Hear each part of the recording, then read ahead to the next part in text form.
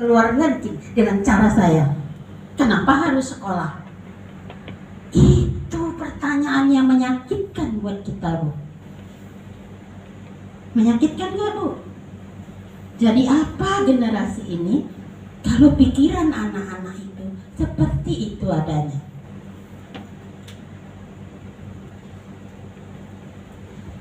Bisa Ibu bayangkan, kalau anak-anak kita itu seperti itu sebagian besar, dan mungkin sudah sebagian besar, jual narkoba lebih baik.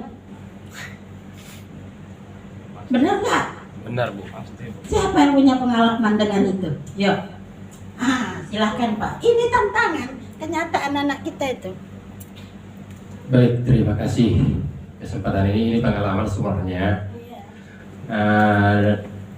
Dulu saya mengajar di SMP Metodis Belawan. Jujur saya katakan ini ada 10 siswa yang sering menggunakan sabu-sabu. Kalau memang kita sering ke sana, di sana langsung transparan. Bahkan siswa itu datang ke sekolah udah bau sabu-sabu, jujur aja. Ini pengalaman, namun bagi saya itu sebuah tantangan, sama seperti yang nomor 1 tadi. Saya tidak langsung memponis dia apa permasalahannya. Dalam hal ini saya temani dulu dia. Kita sebagai guru memang ada namanya metode tutor sebaya. Jadi untuk menghadapi keadaan seperti itu, saya menggunakan metode tutor sebaya. Saya anggap dia teman saya sendiri. Namun saya kasih dia cara. Ya, pernah saya juga belajar dari sebuah buku, memahami orang lain sama dengan memahami diri sendiri. Dari situ saya belajar bagaimana kita masuk ke dalam zona siswa ini, apa penyebab dan masalahnya. Namun singkat cerita, memang kalau guru yang lain jujur seperti yang katakan tadi, pengalaman juga, kalau guru yang lain ban keretanya dikempesi, pasti yang 10 ini memang pelakunya. Kenapa? Karena memang baik yang perempuan dominannya. Kenapa bisa seperti ini? Perempuan langsung merepek terus. Nah, jujur aja. Tapi kalau saya memang langsung mendekati, saya peluk dia karena memang laki-laki, ya kan, siswa ini yang pelakunya. Jadi saya peluk dia, saya rangkul dia. Apa dasar penyebabmu menggunakan sabu-sabu? Saya tanya. Ternyata daerah sana jujur Bu, kalau daerah Medan Labuhan sama Medan Belawan itu rata-rata orang tua adalah broken home. Itu dasarnya. Jadi mereka kurang perhatian, kurang kasih sayang. Ya. Jadi setelah itu, tantangannya, Pak. Itu tantangannya Bu. Yang harus dia bisa terima. Iya. Tantangan itu tidak menyenangkan ayah ibu. Ya. Ya kan Pak? Iya, kita betul nggak sekali. boleh dengar lagi anak-anak itu. Ya kasihan ya ibu kamu ya.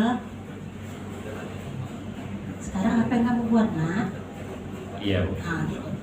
Ya. Memang dari segi pengalaman itu Bu, saya rangkul, saya ngajak ngopi dulu. Iya, saya ngajak ngopi, jujur aja. Siswa SMP saya ngajak ngopi. Kebetulan di samping sekolah ada kantin, saya ngajak ngopi 10. Gak usah anggap saya gurumu, anggap saya temanmu. Dan dari masalah ini, saya akan bantu kamu bagaimana solusinya. Namun singkat cerita Bu, kami berteman semua, komunikasi tetap. Ya puji Tuhan saya katakan 8 orang memang langsung meninggalkan narkoba ini. Ya 8 orang, namun yang 2 ini memang langsung berhenti sekolah dia. Karena dia terlalu pun kasih sayang dari saya, dia nggak bisa terima lagi situasi itu. Karena memang di lapangan atau di lingkungannya udah keras sekali perasaannya hidup ini. Jadi dia mundur dari sekolah. Namun yang 8 ini puji Tuhan sampai sekarang sudah tamat daripada SMA. Terima kasih. Itulah pengalaman. Terima kasih Pak dari SMA SMK Santo Paulus. Santo Paulus. Iya. Coba ya, kita mendengarkan anak-anak itu punya tantangan, banyak yang bercerai. Ya, karena kehidupan kita, negara kita ini sudah masuk kategori di bawah, ya kan. Cari kehidupan luar negeri kayaknya atau maknya.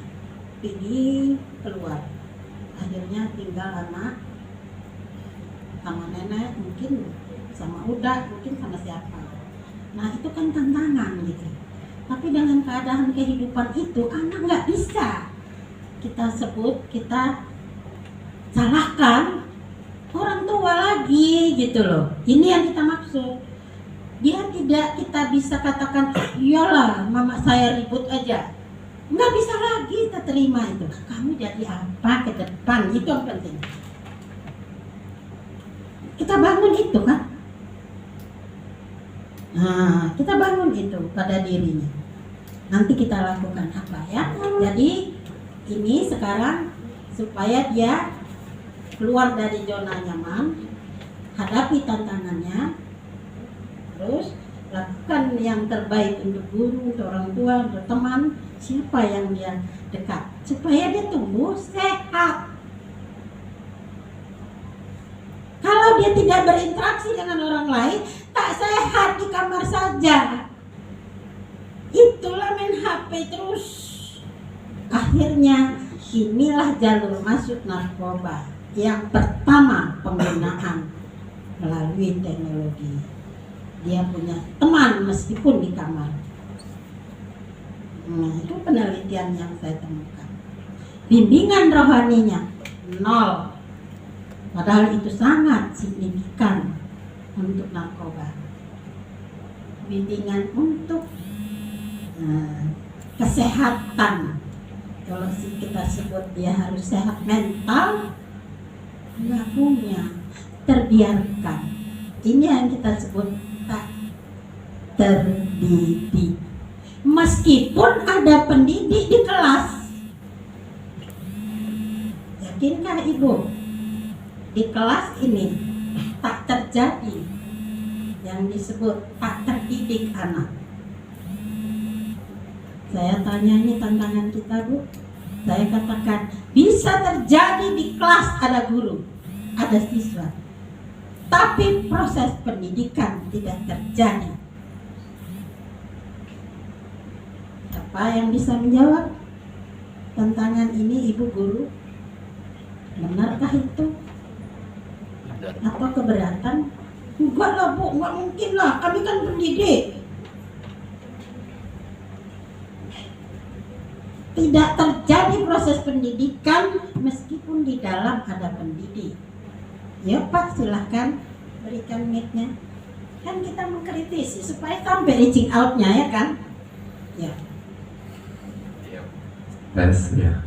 Yang Ibu katakan tadi betul, dan tidak ya, kita sebagai guru itu tidak semua guru yang benar-benar memahami apa tujuan yang dilakukan di dalam kelas.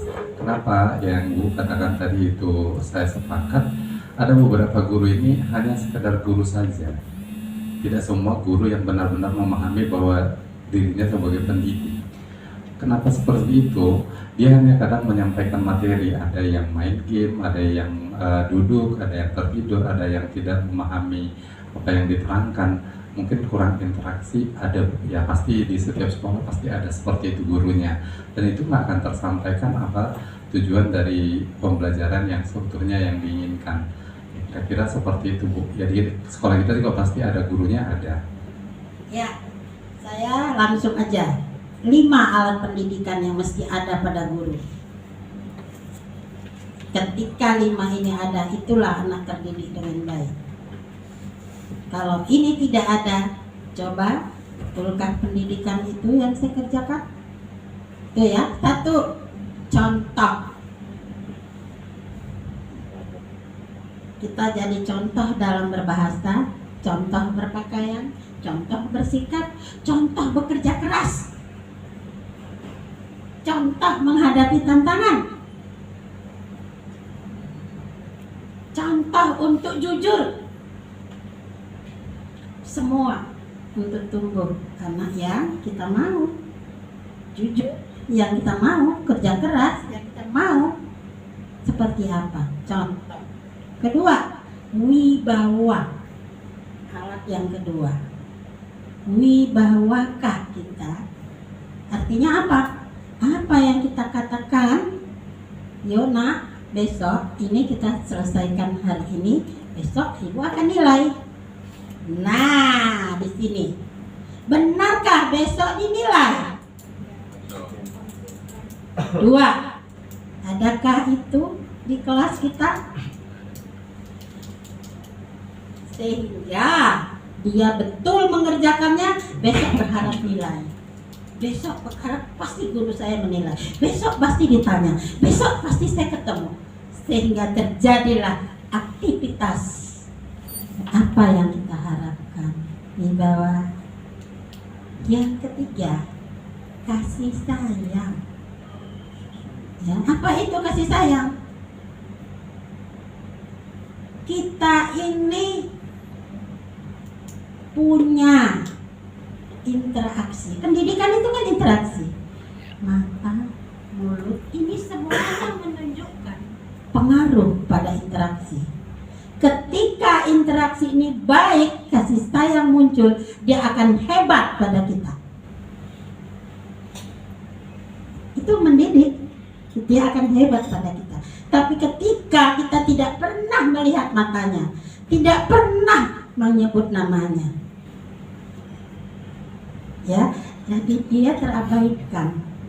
Tidak menyebut nama saja sudah terabaikan. Kasih sayang nggak dikenali ibu saya, ya kan Nak? Apalagi lebih dari situ, nilai yang kita berikan tidak mengandung nilai mendidik, membuat mereka berdaya. Bu, saya sebenarnya kemarin Bu sakit, tak bisa saya fokus ujian. Bolehkah saya memperbaiki Bu? Ada alasan nggak ya? Bisa nggak ya ibu guru mengerti hal-hal yang seperti itu? Tapi kalau sudah pelanggaran, baru kita ada yang disebut yang berikutnya. Tadi 3 ya. Yang keempat, tindakan tegas. Tindakan tegas, tapi mendidik. Cari jalan supaya dia bisa menyelesaikan. Tunjukkan ini jalanmu. Saya kemarin baru berperan ini. Mahasiswa saya. Karena saya komunikasi lewat chat bahwa dia ikut kuliah. Saya mengatakan tidak ada di daftar nama. Sudah? Dia bilang dia kirim tugas lewat email. Dia tunjukkanlah emailnya di chat. Kamu tidak ada namanya di kelas saya. Kelas apa kamu? Kelas E. Tidak ada namamu. Saya cari kelas A, kelas B, kelas C, kelas D, kelas E. Tidak ada namamu. Itu hanya di chat, gitu ya. Udah kira-kira di bulan Maret. Ini bulan Juli. Bulan yang lalu. Ngecat lagi dia bilang dia nggak lulus. Saya jengkel lah ya kan, dengan hal yang sama kan nampak cat yang lalu. Saya ulang, nama kamu tidak ada di kelas saya. Tuh ya. Saya tidak akan jawab, saya blokir kamu, blokir nilainya. Namanya. Itu tindakan tegas yang pertama. Saya mau dia ketemu, maunya nih mahasiswa ngerti, komunikasinya nggak nyambung ya kan. Saya sebut dia nggak ada di kelas, tapi dia tetap menyatakan dia kuliah, kan nggak nyambung. Ini yang saya maksud. Sampailah ketemu dengan dia kan, datanglah dia bulan Juli kemarin. Tindakan tegasnya, saya blokir, dia datang bawa ketua kelas. Bu, inilah Bu ketua kelas saya. Ya Allah, saya ingat ini 2022. Anak ini kuliah dengan saya. Dia 2023 sekarang. Kamu sadar nggak ya? Saya bilang, ada nggak kamu mengatakan bahwa kamu mahasiswa 2022? Enggak Bu. Nyambung nggak? Enggak Bu. Ngerti nggak kamu saya sekarang stres lihat kamu? Saya bilang, tidak mau saya layani. Akad sudah tutup. Karena saya harus minta akad dibuka, nggak sembarang kasih nilai di kertas. Paham sistem, kami sudah mentamat. Itu tindakan tegas itu perlu. Keluar, saya sebut. Saya baru itu bertindak seperti itu, tapi karena apa? Dia mahasiswa yang udah mau tamat. Hanya mata kuliah saya yang tidak lulus. Kan sudah lama dia itu kan. Kenapa dia baru datang ketika dia mau ujian skripsi? Kamu pasti sikapmu salah. Saya tidak akan mau minta akad dibuka.